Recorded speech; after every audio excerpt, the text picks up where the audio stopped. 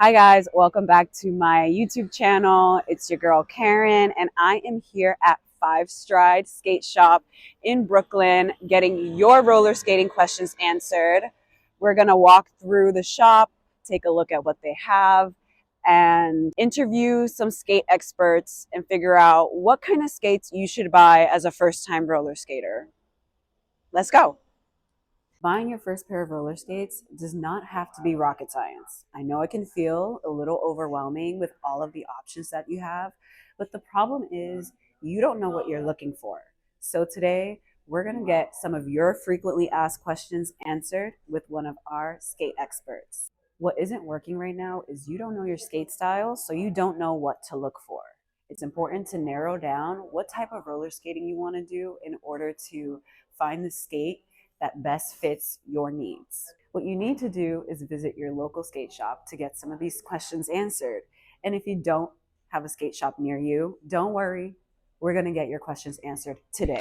All right, y'all. I'm here with Honey, skate tech here at Five Stride.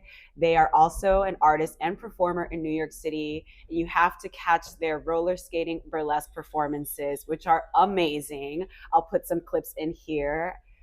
I am obsessed with you, obviously. But you can also follow them at HoneyBabyNYC and Honey Does Skates to ask any roller skating questions you might have. So yeah, Honey, tell me a little bit about your background, like how did you get to this position of skate tech? Sure. Yeah. So I lived in Ohio growing up, and I grew up in the Cleveland area and just kind of skated my whole life, mostly playing hockey and roller hockey, inline stuff. And then I moved down to Columbus, Ohio for 10 years, and I started playing roller derby. And at the time, my league, we didn't have anywhere to try stuff on, and so all of us were getting skates that were like too big or that were painful. And there was one shop up in the Cleveland area, but they also mostly did a lot of like ice stuff and figure skating stuff. And so the person fitting, he was good, he knew his stuff, but we needed someone that was playing derby, that like knew derby. Right. And I just was like, I don't know. I don't know. I just was like, I have to open a roller skate shop. So I opened a shop in Ohio and I ran a shop for 3 years, which is where I learned how to like mount skates and like build skates for people. Learned a lot just by like making mistakes, talking to lots of other people. And I would like go around and I would table at like derby tournaments and stuff. And it just was really a labor of love of just being like, I want people to be able to get into the right product for them. I want us to be able to have the specialty equipment that we need. And so eventually, fast forward, I'm getting ready to move to New York and play for the team here. And my derby career was progressing and I was ready to play for a better team. And I was getting sponsored at that point and stuff. And I was like, I love my shop, but I can't bring it with me to New York because I knew this shop was here. So I was like, I don't want to own I don't want to own a business in New York like that. I just was ready to do something different. Sold that shop. It's still up in Cleveland, Next Level Skate Shop. Check them out. But before I even moved here, I was at RollerCon, which is like a roller derby convention. And the owners of this shop were there, and we were gearing up by each other for a game. And like Drew, OMG was like, "Oh, you're moving to New York soon, right?" And I was like, "Yeah."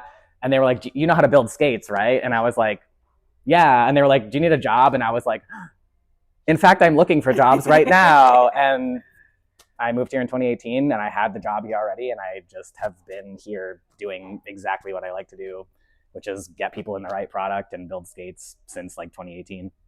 Yeah, so it's been a long journey I love that. just loving skating and loving skaters and loving skate product. I love that. Yeah, it was meant to be, honestly. It was meant to be, for sure. We're going to get into some of your most frequently asked questions because y'all be in my comments. And I feel like I need a professional to answer this for me.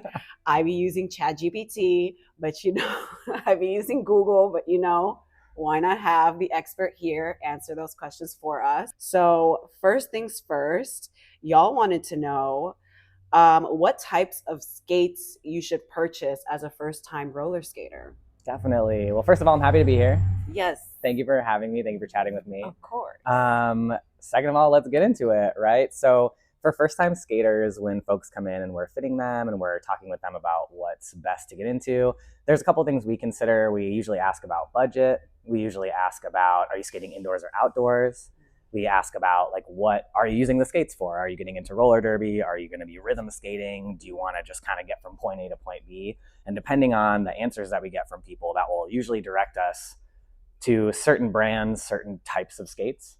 More often than not, we recommend that folks get into some kind of a skate package, meaning that it comes out of the box, wheels on the bottom, ready to roll. And typically we carry packages, and most places carry packages from about, I would say like $250 and under is usually what we recommend for first time skaters. Okay, so Yeah.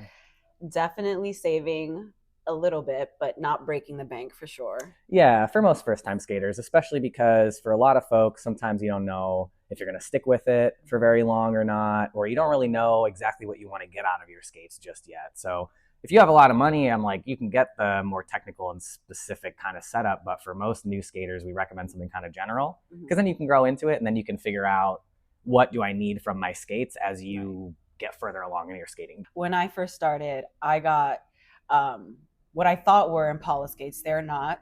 They're cosmic skates. Cute. Similar to Impala. Very cute printed skates, and it comes like in a kit. It has plates already and wheels, so it's like ready to go right out of the box. And I ended up upgrading mine, which when I came back here, I received a little bit of judgment for upgrading my cheap. They are, because they are under 200. They are pretty, affordable. I don't want to say cheap, but affordable boots.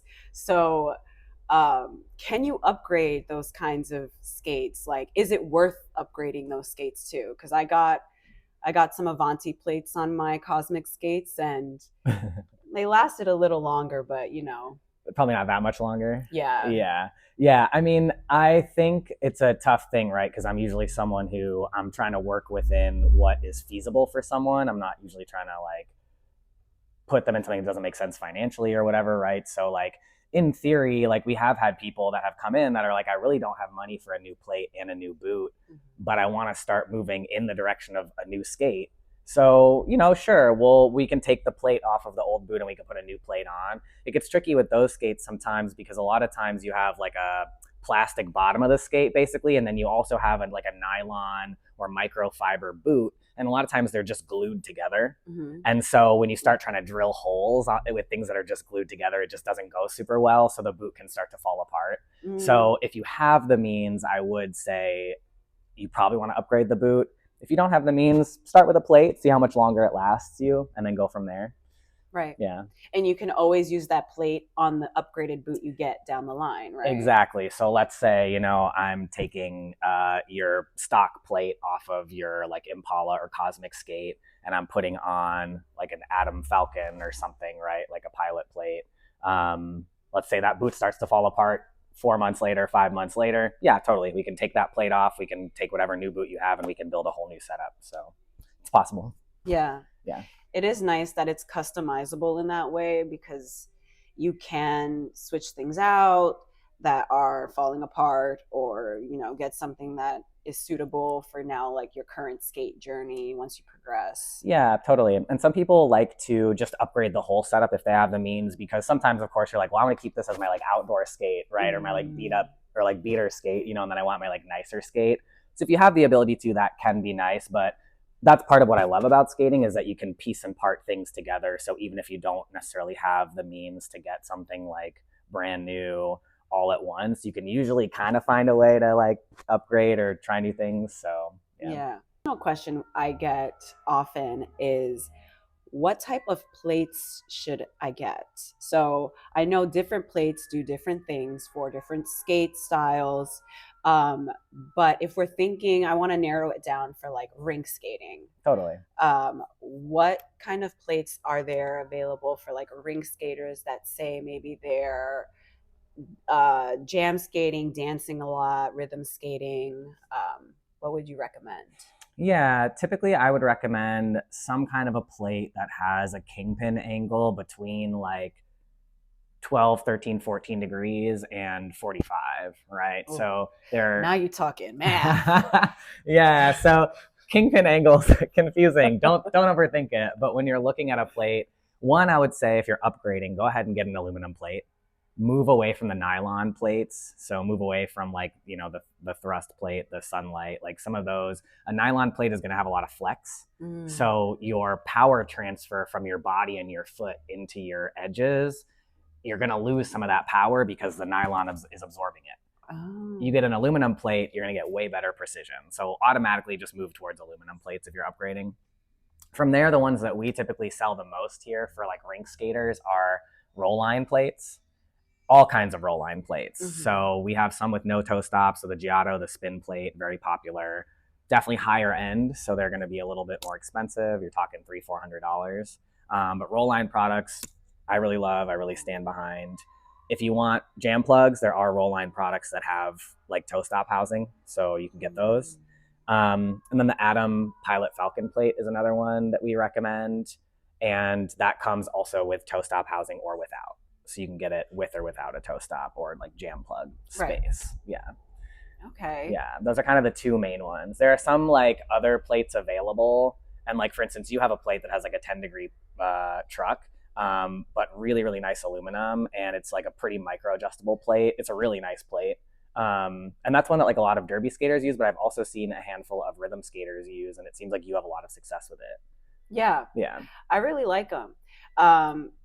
Again, like I'm still figuring out my comfort level and adjusting the kingpin and making it a little more flexible for edging. I'm just now getting into that. Yeah. Which, I don't know, side note, the old heads or the older community will tell me like that's why your knees hurt, because you're working too hard and you haven't adjusted your kingpin to be more flexible. So when you're turning and you're edging, you're turning on your edges or like slanting over, it helps with flexibility.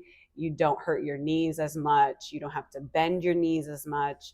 And so these little tiny things do help with not only like your roller skating longevity, but stability, precision. Totally, yeah. And there's so much to be said about adjustment stuff too, because two other plates that rhythm skaters really like are like Snyder. Well, Snyder is under Sure Grip now. So if you're talking about Snyder plates, you're also talking about Sure Grip, but there's like the Snyder Imperial and like the Dance Deluxe that people really like. And then the like Sure Grip Classic plate. And those are all similar. Like those are what a lot of the old heads are on, right? Like those are like those were the standard plate for a long time.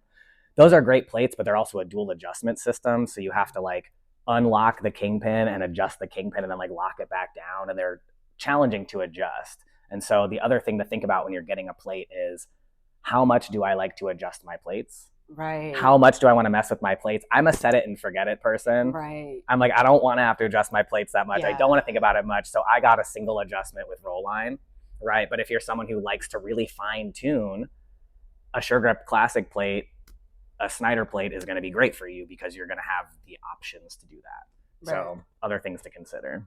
So here's one more question I want to ask you, because it's one of those things that I feel like a lot of rink skaters always like compare. Roll line or Arias? Oh, good question. I feel like I'm the worst person to ask about that because I've been on both. I was on the Arias plate for like 4 years. Back when I was sponsored by Antic and stuff, I would always get my skates mounted, or I would mount my own skates on my Arias plates, and I did roller derby with them. So I always thought of them as a roller derby plate. But then, and even my plates now are roll line killer plates, which I don't make anymore, but they're technically for derby, but I love them on the rink. They're great on the rink. But I didn't realize that rink skaters like the Arias plate until very recently. And I have not yet done rhythm skating on it. So I feel like I can't give I don't fall on either line, let's say. I'm like, they're two very different things. The Arias plate operates completely differently than like a standard plate. So we have one here actually. And you don't have kingpins, right? Yeah. So this only goes side to side, and it only goes side to side at this very specific angle. So it creates a really responsive plate. There's really nice, like when you lean on your edge, it snaps back really quickly, which is really cool. And I really like that about it. And this is a plate where you're a lot lower to the ground. Right. So your wheels are going to sit a little closer to your boot. You're going to be closer to the ground in your boot, which again, some people really like. For derby, I really liked it. I don't know how I would feel with rhythm skating for that. Right. Might like it, might not. They're just really, really different. I don't know if one is better than the other. You can use a lot more smaller wheels on this too, right? You can. That is the other big benefit, and the thing you should think about is if you're someone that likes like the, like Mini Max, like the Fomac Mini Max, or you like the rental wheels or something, but you like them real small, you actually can't fit those super small wheels on a roll line plate because the kingpin goes down too far and it'll hit the ground. So if you're someone who wants a really small wheel, this is a good option for you. Definitely. Yeah. And it'll get you nice and close to the ground, which is nice. Like, it's nice to feel grounded when you're skating, Yeah. Another frequently asked question is, what kind of wheels should you be using indoor versus outdoor? Totally. The two rules of thumb that I think about: one, outdoor wheels can go indoor or outdoor without getting damaged. So outdoor wheels are the best all around in terms of like usability. Indoor wheels, you can take them outside, but a lot of them, because of the type of urethane, or if they're not a urethane like the All-American Plus or something, they're going to wear down a lot faster outside, so they just don't hold up as well. I usually tell people, if you want a wheel you can just kind of have when you're getting started and just wear anywhere, go ahead and just get some outdoor wheels. That being said, outdoor wheels are very soft. Wood floors are very soft, so they can really slow you down on a rink surface, which is where you might eventually want to upgrade to like a harder indoor wheel. But for a lot of beginner skaters, especially if you're not super confident on wheels yet, I'm normally like, you can't really go wrong with a softer wheel. Right. Yeah. Yeah. Harder wheels, I feel like you kind of upgrade and you kind of like learn to get more comfortable on your skates, and then you can start going into those harder durometers. We have some wheels here. Yeah. Actually. Ta-da. I just brought out an outdoor, which is like a little bit softer. I can even kind of squeeze it with my hand. Yeah. And it's usually, they're a little more rounded on the edges usually. And then this is just like a plain urethane indoor wheel. A little bit harder, has some ridges on it, a little bit shorter as well, just to kind of show the difference. The other thing I'll say is a lot of beginner skate packages, they just come with a softer indoor wheel. Right. So if you're familiar with durometer rating, a lot of times for roller skates, it goes anywhere from like 88, 89 up to like 103. 103 being the hardest, 88, 89 being the softest. And so a lot of the like beginner type skate packages, they'll usually have maybe like a 93, 94, 96 type indoor wheel. So not too hard, not too soft, or they'll come with like an 89 type outdoor wheel. But what are some like outdoor brands you would recommend for beginner skaters if they're looking to not break the bank when purchasing wheels? Yeah. Interestingly enough, one of the wheels that's like the least expensive with Sonar, which falls under Rydell, it's one of their brands, are the Zen wheels, which is actually one of these. These are some of my favorite outdoor wheels, particularly because they're not an 89. They're not the softest outdoor wheel, which I hate. It's too slow for me. Even outside, I'm like, it's too slow. So these are actually an 85. Sometimes they'll go down closer to like the 70 range. And so these are kind of like a mid-range outdoor wheel that's like not too soft, not too firm. I like the size of it. So again, that's the Sonar Zen wheel. There's also, there's like other outdoor wheels for different purposes. There's that, what is it called? The Crush wheel. Oh yeah. From Radar. Or Radar? Yeah, well, there's that tiny purple one that Radar made. It's the Crush wheel, right? Shout out to my coworker Jack. Nice. Yeah, and the really tiny ones are nice for people that are used to the tiny wheels indoors, but they want to like maybe be practicing on like a tennis court outdoor, like a painted concrete outdoor. So those can be nice for like a rhythm skater. If you're really trying to like go somewhere, I really like the Rollerbones Miami outdoor wheels. They're very tall, they're quite wide, but they're also not like the softest of outdoor wheels. They're really nice for trail skating. What should I look out for when going into a skate shop to purchase my first pair of skates? Like, what questions should I already be thinking of the answers to so that I'm better prepared when I'm going in to buy skates? Totally. I think it's good to go in with a sense of definitely like kind of your budget, because I think if you come in and you're like, okay, I just want to see what's available and I just want to like look, then there can be like a lot of options and it can become kind of overwhelming. For sure. So try to think a little bit about like, are there colors that you're looking for? Do you want an all black boot, or do you want like a colorful boot? Do you have a specific budget in mind that you feel like you're trying to stay within? Do you want to be getting outdoor or indoor wheels? All of those things, at least from a sales perspective for me, are going to help me narrow down, okay, what are the skate packages that I'm bringing out for you to try on? I think it's also good to go in with a sense of like understanding that a skate is supposed to fit like kind of snug. I think a lot of people at first time buyers come in thinking that it's supposed to fit a bit like a sneaker. So sometimes I'm fitting somebody and I'm like, how does it feel? And they'll be like, oh, it's tight, it's snug. And I'm like, okay, but what does snug mean to you versus what does it mean to someone who's fitting like a figure skate? You know what I'm saying? And so kind of understanding that like it might not fit exactly like your shoe and it might not even mirror like your shoe size is another thing to just kind of go in with it in mind. Right. But yeah, have a sense of budget, have a sense of what you want to use the skate for.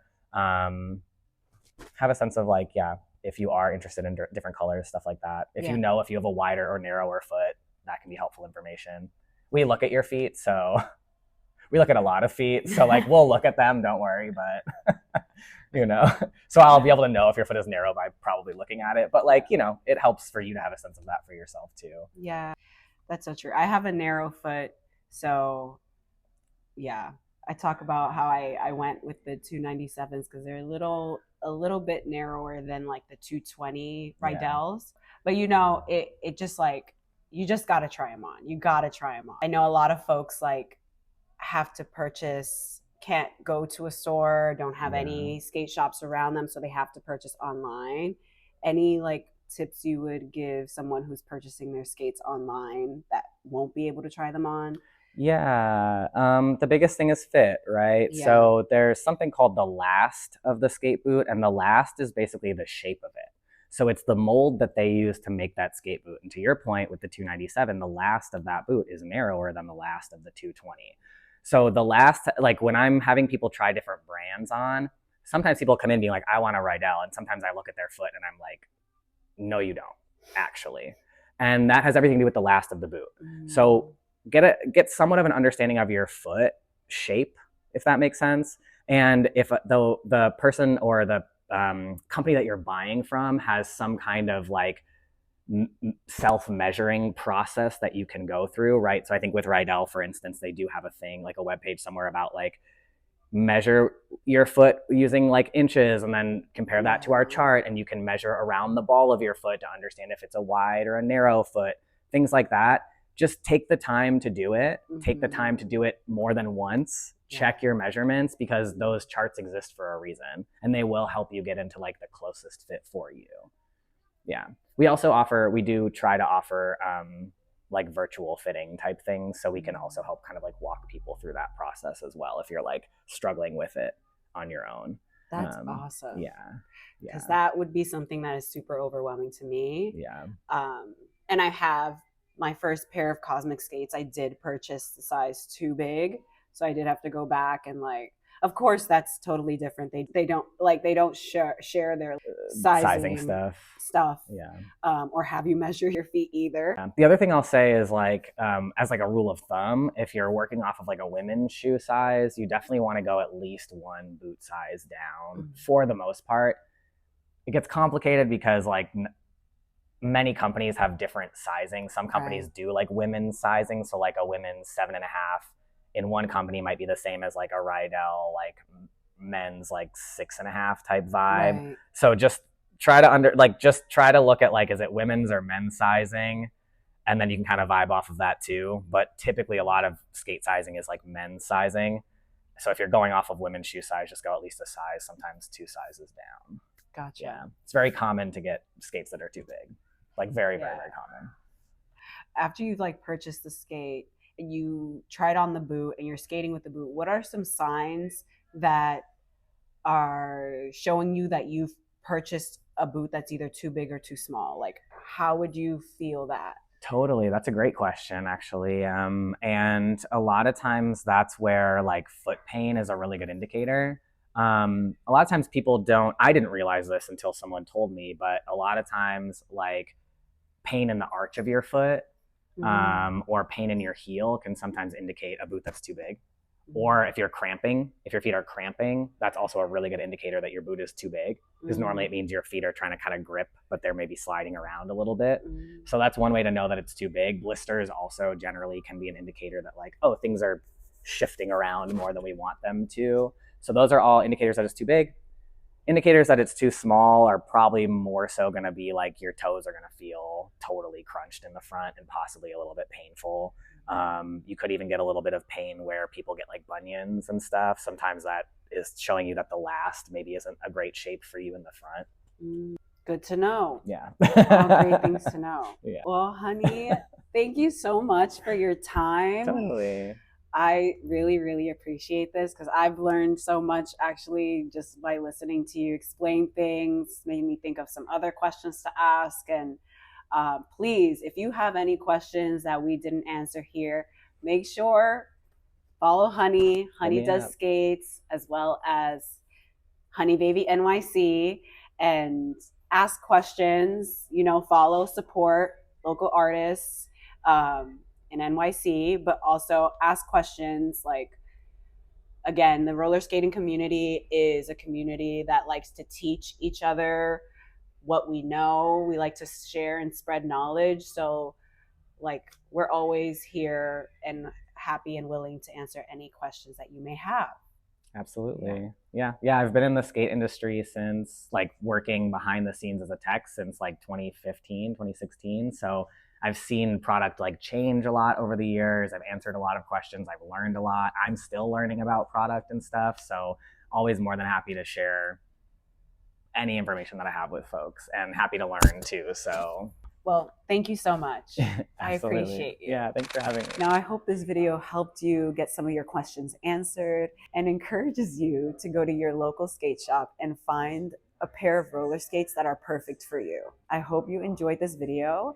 Make sure to subscribe to my channel, follow me and Honey on all of our social media platforms, and I'll see you in the next video. Bye.